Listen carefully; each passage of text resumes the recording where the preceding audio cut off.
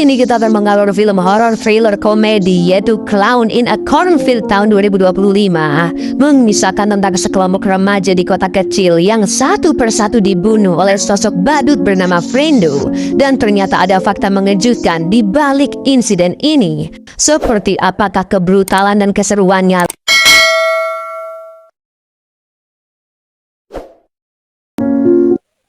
Pada tahun 1991 di kota kecil Kettle Springs, Amerika, film diawali dengan sekelompok remaja yang sedang asyik berpesta di sebuah gudang dekat pabrik sirup jagung bernama Bay Pen. Lalu salah satu mbak-mbak sengaja memancing pria di sana untuk berasal-loli di dalam ladang jagung yang berada di sekitar pabrik. Pria ini pun terus mengejarnya dan sempat melihat jejak sepatu berukuran sangat besar. Lalu tiba-tiba mbak-mbak tadi muncul dalam kondisi endasnya robek dan dia pun tewas. Pria ini sangat ketakutan dan berusaha kabur sampai akhirnya datanglah badut psikopat yang langsung membunuhnya dengan garpu rumput. Dan inilah badut di ladang jagung. Yeah, what did I shoot here? What the fuck? 34 tahun kemudian, tepatnya di tahun 2025, seorang gadis berusia 17 tahun yaitu Quinn Mae Brooke dan ayahnya Glenn terpaksa harus pindah dari Philadelphia ke Kettle Springs karena Glenn mendapat kerja sebagai dokter kota di sana, dan sebentar lagi akan ada peringatan 100 tahun Kettle Springs didirikan. Mereka pun akhirnya sampai di rumah baru yang ukurannya besar, tapi seperti biasa rumah-rumah kayak gini lur selalu saja berada agak jauh dari perkotaan, ya kan, juga susah sinyal. Glenn pun menjelaskan jika dokter kota yang sebelumnya pernah tinggal di sana, dan anehnya mereka mencium bau busuk yang berasal dari perapian, bahkan banyak lalat muncul dari sana. Lalu ketika Quinn mengeceknya, there's no cell service. What?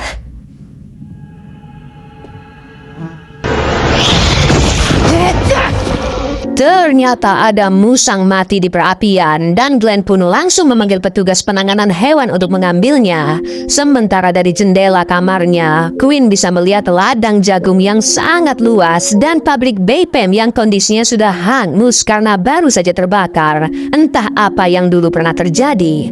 Setelah itu mereka pun mulai beberes rumah, dan Quinn menempel foto teman-teman juga mendiang ibunya. Lalu keesokan paginya ketika Quinn akan berangkat sekolah di hari pertama, dia pun dikagetkan dengan tetangga seumurannya bernama Russ yang datang untuk memperkenalkan dirinya. Mereka berdua pun akhirnya jalan kaki bareng ke sekolah sambil ngobrol-ngobrol. Russ mengatakan jika hiburan di sana hanya berburu dan memancing, juga mengingatkan Quinn untuk berhati-hati mencari teman karena di SMA itu ada beberapa anak yang aneh. So what are you guys doing? Cutting fishing's good if you like that sort of thing. Be careful who you hang out with. Some real weirdos at this school. Quinn pun telat masuk kelas, dan beberapa murid yang ada di sana antara lain adalah Janet, Ronnie, Tucker, Matt, dan juga Cole. Mereka adalah teman satu geng yang bukan hanya suka membuli murid dan berpesta, tapi mereka juga nggak ada unggah-ungguhnya atau guru lur. Karena jengkel wajahnya ditempel-tempel Pak Guru yang sebut saja Ngatmono langsung mengadakan ujian, namun kertasnya juga sudah diganti dengan editan foto beliau. Karena tidak ada yang mengaku siapa pelakunya, Ngatmono pun langsung menghukum seluruh murid di kelas dengan skor tidak sekolah beberapa hari, juga tambahan PR. Keisengan mereka tadi direkam oleh Janet yang langsung diupload ke channel YouTube geng mereka. Guru DKK pun akhirnya berkenalan dengan Quinn, dan mereka menjelaskan bahwa kota Kettle Springs masih menjunjung tinggi tradisi seperti hari peringatan 100 tahun untuk merayakan jagung lur. Karena ternyata kakek buyut Cole adalah penemu sirup jagung Bay Pen 100 tahun yang lalu, dan pabrik tersebut menjadi simbol kesuksesan kota, hingga terjadi insiden pembakaran pabrik yang menyebabkan usaha jagung semakin terpuruk. Selain itu juga selalu ada parade tiap tahun di mana warga kota berkumpul dan mengerumuni badut Frendo yang merupakan maskot dari Kettle Springs, dan dulu pabrik Bay Pen juga selalu memakai simbol badut Frendo. Cole and the gang pun memanfaatkan ketenaran sosok badut Frendo untuk dijadikan konten prank di channel mereka lur. Every year this is one friend of love and worship. So my great-grandfather invented Bay like 100 years ago. It's probably on up like 30. Yeah, they're really big on tradition around here. The local legend, which is why we serial on our YouTube channel. Sepulang sekolah, Glenn mengajak Queen nongkrong di Warmindo sambil ngobrol-ngobrol, tapi Queen malah asik menonton video channel gengnya Cool. Tak lama kemudian datanglah seorang sheriff bernama Dan yang langsung mengenalkan dirinya ke Glenn. Lalu geng Cool sempat mengintip di jendela dan sheriff Dan meminta Queen untuk menjauhi anak-anak itu karena mereka sering bermasalah. Sheriff Dan pun ikut gabung ke meja dan Queen langsung pamit pulang dulu. Namun sebenarnya dia menemui teman-teman barunya. Mereka pun berencana nongkrong sambil kobam-kobam. Namun karena nggak punya uang dan masih di bawah umur, Tucker dan Matt pun pura-pura berantem di toko kelontong agar perhatian abang-abang kasir teralihkan. Sedangkan yang lainnya bertugas mengambil hammer dan menaruh uang seadanya. Hey, take this, grandma. Oh my God. Mereka pun lanjut kobam di sebuah waduk dan Queen menanyakan soal kebakaran pabrik. Lalu Cole menjelaskan jika dulu mereka sempat main-main ke pabrik sekalian bikin konten di sana. Namun Cole mengaku kebakaran itu bukan dilakukan oleh seseorang, melainkan akibat kabel konslet. Tak lama kemudian Matt pun pergi pipis dan tiba-tiba ada sosok yang menyerangnya hingga jeroan perutnya keluar lur. Tapi ternyata, who did? Nobody. Called T-Wiring, official conclusion. We filmed one of our videos in there. We snuck in.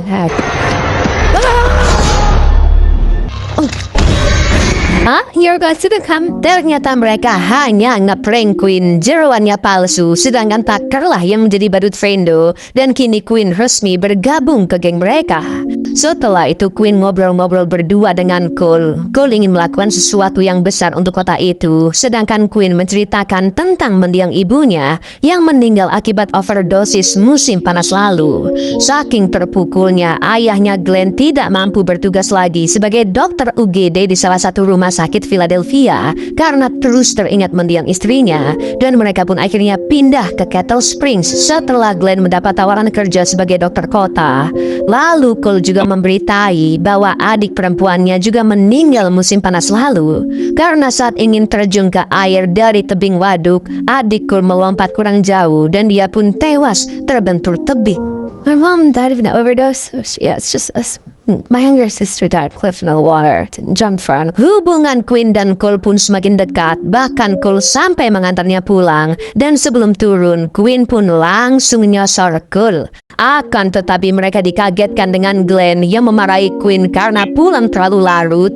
Glenn juga mengusir Cole pergi dan memintanya untuk tidak menemui putrinya lagi karena Glenn mencium bau alkohol dari jigong mereka berdua. Lalu di dalam rumah, Glenn pun cekcok dengan Queen karena Queen pergi tanpa mengabari mau kemana. Namun Queen mengatakan jika ayahnya pergi ke Kettle Springs hanya karena ingin kabur dari masalah. Queen juga tidak pernah menginginkan pindah dari rumah lamanya. Namun dia terpaksa setuju dengan permintaan ayahnya karena Glenn butuh pekerjaan baru. Because you won't be seeing my daughter ever. Stop.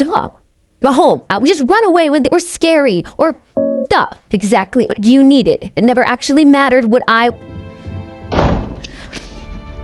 Karena sekarang sudah dipasang wifi, Queen pun bisa cecetan di grup WA gengnya dan dia melihat video prank semalam yang sudah selesai diedit. Namun betapa terkejutnya Queen ketika melihat ada sosok badut yang mengintip di kejauhan lor.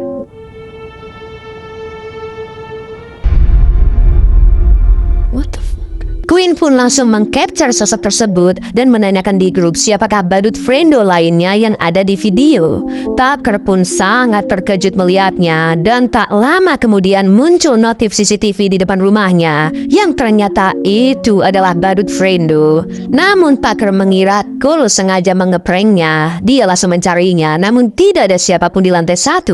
Tucker pun akhirnya naik ke lantai 2 karena mendengar suara flush WC dan begitu masuk ke kamarnya, anehnya lantai sudah dilapisi plastik dan Tucker juga menemukan kotak musik badut di lemari. Lalu, yang terjadi lur.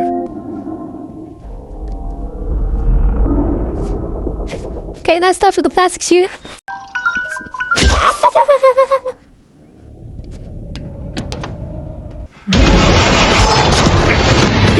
Iya, Tucker menjadi korban badut friendo psikopat yang sesungguhnya. Lalu keesokan paginya di kediaman keluarga Cole yang mewah, ayah Cole yaitu Arthur melarangnya keluar rumah karena Cole masih dalam masa hukuman sekolah. Namun Arthur menyalahkan Pak Ngatmono yang dianggap marah berlebihan karena sampai menghukum satu kelas.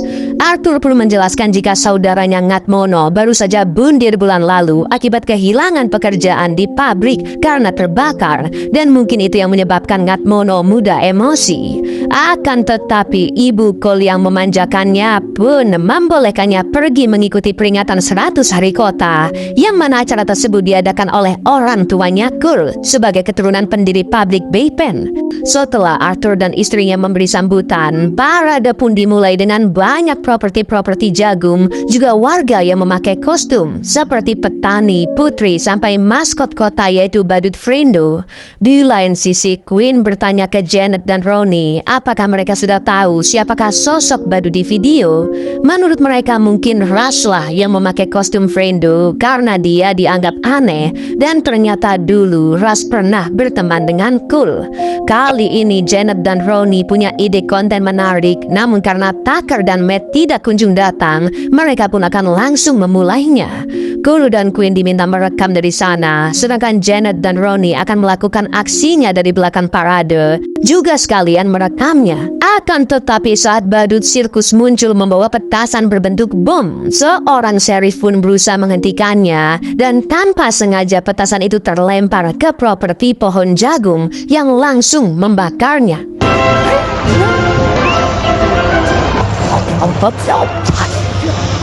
Kind of throw this party every year, parade, the Capitan.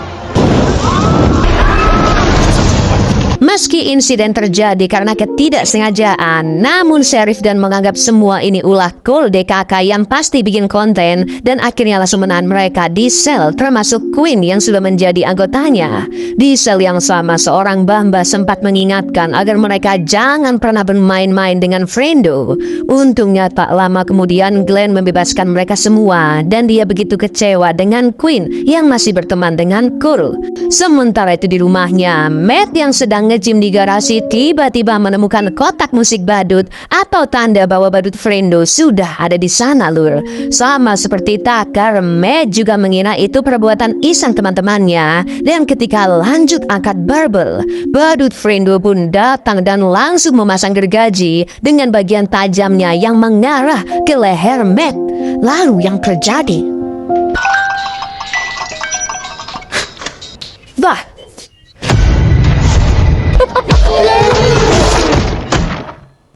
malam harinya Cole menjemput Queen untuk datang ke pesta bersama remaja sekolah lainnya, dan Queen pun nekat mengendap-endap keluar ketika ayahnya sudah bobo. Lalu saat OTW, Cole pun memberikan kotak musik badut ke Queen yang memang itu adalah souvenir pabrik Bay-Pen. Mereka pun hampir menabrak Russ yang malam itu baru selesai berburu rusa, dan rusa itu akan dijadikan makanan oleh keluarganya karena ayah Russ kesulitan keuangan setelah tidak lagi bekerja di pabrik. Russ, Quinn? Yeah, we met actually a month of free dinner when my pop's out of work. Come join us and gotta go beat your mate. Careful, Quinn. Sesampainya di dekat pabrik Bay-Pen yang merupakan lokasi pesta, Cole, Queen, Janet, dan Ronnie pun minum-minum hammer sambil membahas Matt dan Tucker yang masih belum kelihatan. Setelah Cole dan Queen berdansa yang menjadi pusat perhatian semua remaja, Queen pun langsung mengajak Cole ke sebuah gudang kosong untuk berhasil lele. Namun Queen yang merasa kelewatan batas akhirnya menghentikan niat asal lelenya dan kembali ke pesta. Lalu tak lama kemudian terdengar suara jeritan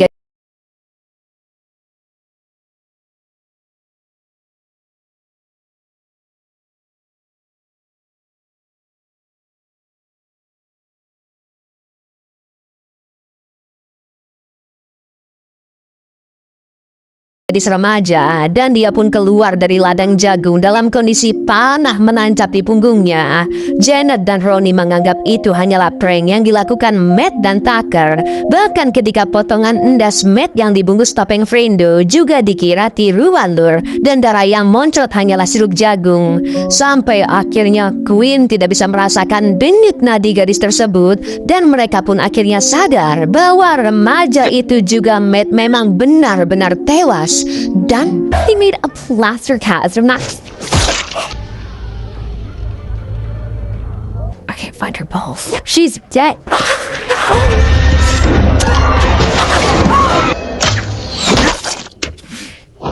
Doc! Untungnya Ras berhasil membunuh badut Frendo itu dengan senapan berbulunya. Namun mereka tidak bisa menelpon 911 karena di area itu nggak ada sinyal lur. Lalu Ras memberitahu jika mereka tidak bisa kabur karena semua ban mobil dan akinya telah dicopot. Setelah itu Queen akan melepas topeng sosok Frendo tadi untuk mengetahui siapakah orang yang menyerang mereka. Tapi tiba-tiba lur, ada banyak badut-badut Frendo lainnya yang muncul dari ladang jagung dengan membawa senjata masing-masing. Cole masih berusaha melawan, sedangkan Ras berhasil menembak salah satu tangan badut Frendo. Lalu mereka pun kabur ke dalam gudang. Where are you? I was looking for you. Come on.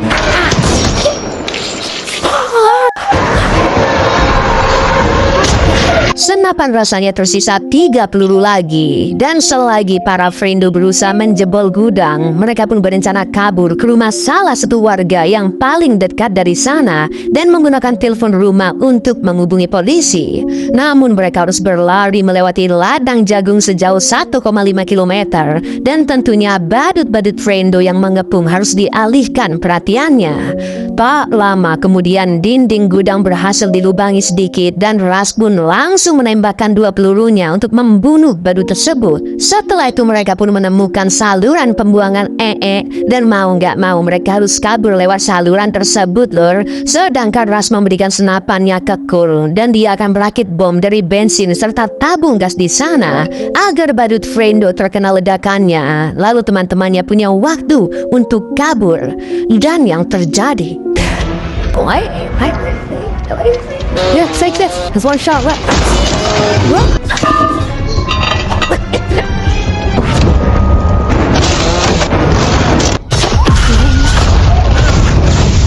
Setelah ledakan tersebut, Cole DKK pun segera kabur melewati ladang jagung menuju rumah warga terdekat dan entah bagaimana nasib Raslur. Lalu ketika sampai di jalanan, mereka pun bertemu mobil polisi yang dikendarai oleh Dan. Melihat banyak darah di baju mereka dan Cole yang membawa senapan, Dan pun langsung menyeret Cole ke dalam mobil. Mereka pun berusaha menjelaskan tentang sekelompok psikopat yang memakai kostum badut Frendo dan menyerang secara brutal.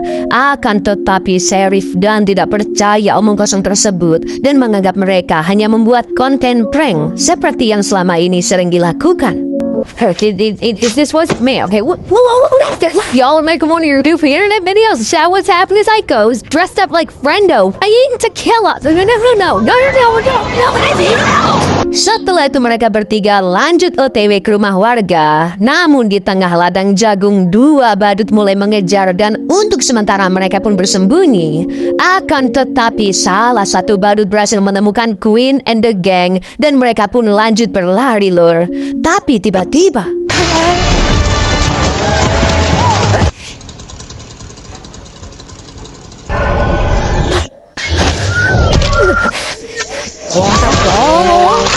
Queen dan Janet akhirnya sampai di rumah warga. Lalu mereka sempat melihat badut Frendo di kursi yang dianggap sudah tewas karena tidak bergerak. Queen dan Janet pun menemukan telepon di lantai 2. Tapi karena itu telepon putar jadul, mereka nggak tahu cara menggunakannya dong. Akan tetapi di ruangan itu juga terdapat foto geng Cole beserta Ras yang menjadi target pembunuhan, artikel-artikel pembunuhan yang masih misterius di Kettle Springs, juga foto-foto sekelompok Frendo. Tak lama kemudian mereka menemukan kotak musik badut dan Queen pun sadar jika mereka sengaja dijebak di rumah tersebut. Ternyata dugaannya benar, badut tadi hanya berpura-pura mati dan Janet pun langsung dibunuh menggunakan garpu rumput. Gak pakai lama Queen mengepruk endas badut dengan fast, lalu dia terpaksa mencabut garpu rumput dari Janet untuk membunuh badut tersebut.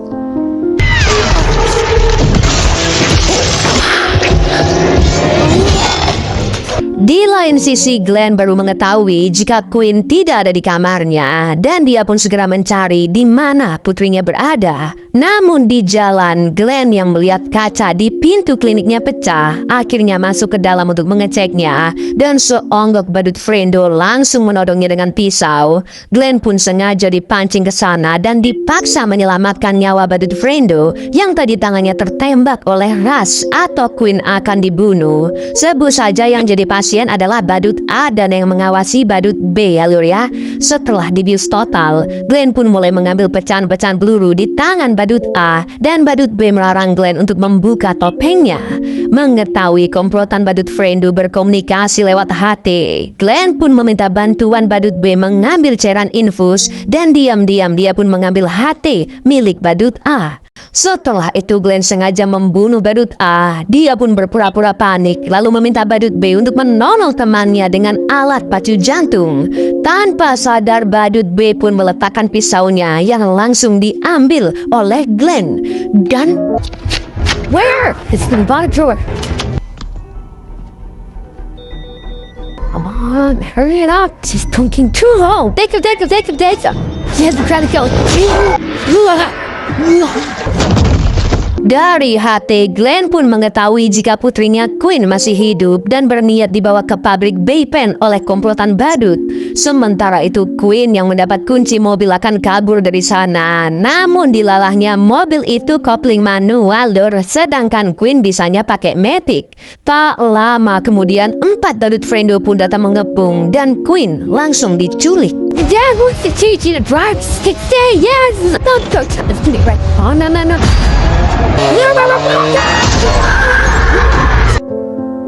Ketika Queen sadar dari pingsannya, dia sudah berada di pabrik Baypen dalam kondisi terikat. Badut-badut Frendo yang masih hidup juga berkumpul di sana dan mereka pun membuka topengnya yang ternyata adalah orang-orang dewasa di kota Kettle Springs seperti Sheriff Dan, emaknya Cole dan Ngatmono. Lalu muncullah otak dari rencana pemantian ini yang tak lain tak bukan adalah ayah Cole alias Arthur. Arthur pun menjelaskan bahwa kota kecil Kettle Springs dulunya dihuni oleh orang-orang baik sampai akhirnya muncullah orang-orang bermasalah di setiap generasi dan di saat yang bersamaan panen ladang jagung menjadi buruk. Ngerinya kakek buyut Arthur pun akhirnya menciptakan sebuah tradisi yaitu dengan membunuh orang-orang bermasalah sebagai tumbal dan itu dipercaya bisa memperbaiki panen ladang jagung, di mana tradisi ini selalu dilakukan turun-temurun lur. Seperti di tahun 30-an saat pabrik Baypen menjadi merek nasional, namun sejak kedatangan banyak gelandangan, panen pun semakin buruk dan mereka dijadikan tumbal pertama. Berikutnya di tahun 60-an ketika orang-orang hippie tinggal di sana dan menjual banyak narkoboy ke anak-anak dan mereka juga dijadikan tumbal. Lalu di tahun 90-an sepasang remaja yang suka mengacau dibunuh dan sekarang giliran gengnya Cole yang menjadi target pembantaian karena mereka bisanya hanya berpesta bahkan sampai membuat video-video prank konyol nggak penting dan generasinya Cole dianggap sebagai generasi yang terburuk layaknya kanker yang bisa menyebar. Maka dari itu Arthur dan komplotan badut selanjutnya akan membantai remaja-remaja lain yang dianggap tidak berguna. Couple of generations. We get ourselves a background. Oh, and then we have hippies. So dope, kid. You guys might be the worst of them all. Cancer. You got cat videos. Ternyata Cole sudah diikat dalam posisi siap digantung. Arthur mengatakan jika dia tidak pernah mengakui Cole sebagai anaknya karena selalu berbuat ulah dan merupakan anak gagal yang selalu menimbulkan aib. Bahkan Cole dianggap membunuh adiknya sendiri karena saat itu seharusnya Cole yang mengawasi bisa menjaganya. Selain itu Arthur juga menuduh Cole sebagai pelaku yang membakar pabrik karena saat bermain-main di malam hari sambil api unggunan, mungkin saja api menyebar. Namun Cole mengatakan jika dia tidak melakukannya. Lalu Arthur sengaja menculik Cole dan Quinn karena akan dijadikan kambing hitam dari segala insiden yang terjadi, di mana mereka adalah remaja gendeng yang membunuh teman-temannya sendiri, dan Cole yang merupakan anak orang kaya manja akhirnya membunuh Quinn karena cintanya ditolak. Lalu Cole memutuskan untuk bundir. Begitu kurang lebih skemanya, Lur. My boy, Betsy, Daddy has started although not since he killed his own son and he burned down. Goddamn, it's burned him right before he. Oh my God, you're insane. Cole pun langsung memaki-maki Arthur dan komplotannya yang menganggap orang-orang lain bermasalah, padahal pola pikir mereka lah yang sudah rusak hingga menganggap pembunuhan sebagai tradisi. Cole mengatakan jika dunia akan selalu berubah dan suka atau tidak, mereka tidak akan bisa mencegahnya. Sheriff dan yang sudah muak menunggu terlalu lama akan langsung menembak Quinn. Tapi tiba-tiba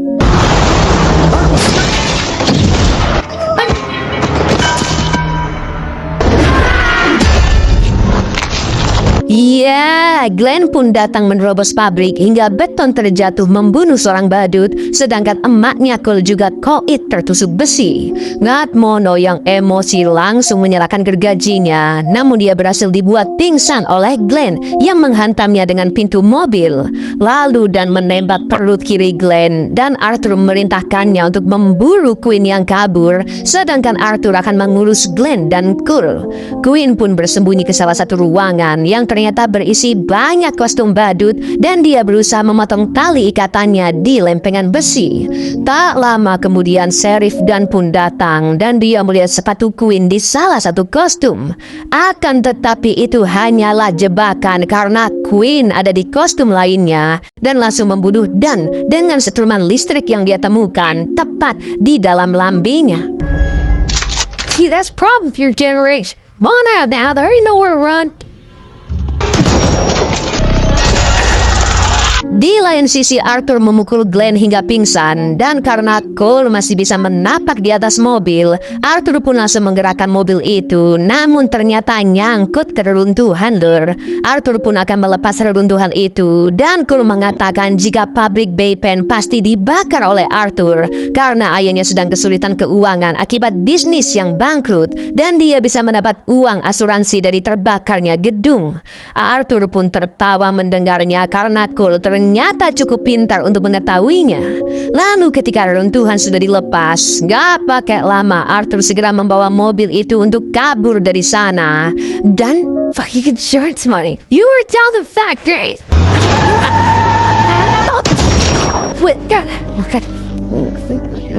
Alhamdulillahnya Ras datang tepat waktu, dan mereka berempat pun akan pergi menggunakan mobil VW Kodok milik pabrik yang untungnya masih bisa nyala, Lur.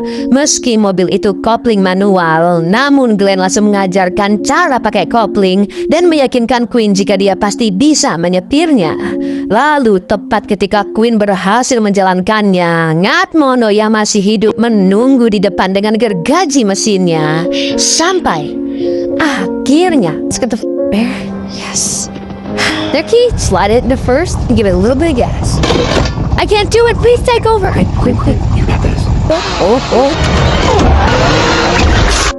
beberapa bulan setelahnya, kini Glenn menjadi calon wali kota yang baru untuk Kettle Springs, sedangkan Quinn akan memulai kuliahnya di kota lain. Setelah berpamitan dengan ayahnya, Quinn juga berpamitan ke dua sahabatnya, Cole dan Russ. Lalu mereka memberikan hadiah, yaitu tongkat pertahanan diri yang bisa dilipat untuk melindungi diri Quinn dari wong-wong gendeng di luar sana. Quinn pun akhirnya memulai perjalanan barunya, namun dia sempat menemukan kotak musik badut di jok belakang, dan dia pun teringat jika Pak Arthur masih hidup. Namun Quinn sudah muak dengan badut-badutan. Kotak musik itu pun dibuang begitu saja, dan Quinn akan fokus menjalani kehidupannya yang baru. Bye.